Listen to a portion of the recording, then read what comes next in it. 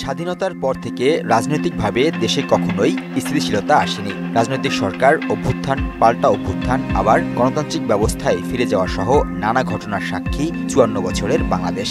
এত কিছুর মধ্যে সবচেয়ে আলোচিত বছর সম্ভবত ২০২৪।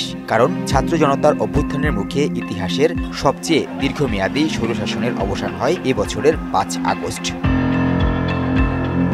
বছরের শুরুতেই আওয়ামী লীগ সরকারের অধীনে আলোচিত সমালোচিত এক নির্বাচন অনুষ্ঠিত হয়, যার তকমা ছিল ডামি নির্বাচন। বেশিরভাগ দল অংশ না নেয়ায় দলীয় নেতাদের স্বতন্ত্র প্রার্থী বানায় আওয়ামী লীগ। ৭ জানুয়ারির সেই নির্বাচনে ২২৩টি আসন পায় শেখ হাসিনার দল।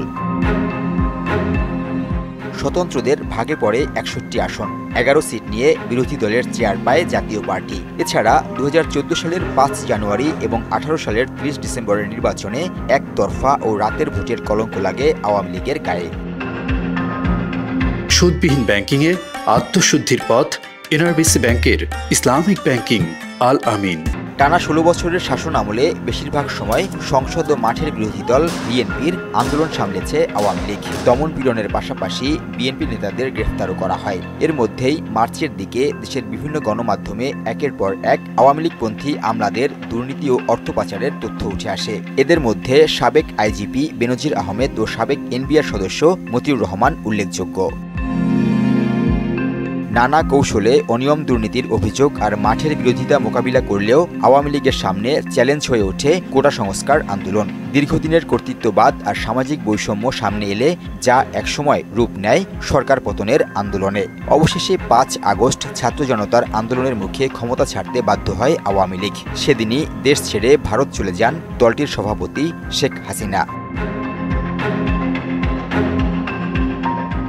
পতনের কয়েকদিন আগে পরে আওয়ামী লীগের শীর্ষ অনেক নেতাও দেশ ছেড়ে পালিয়ে যান।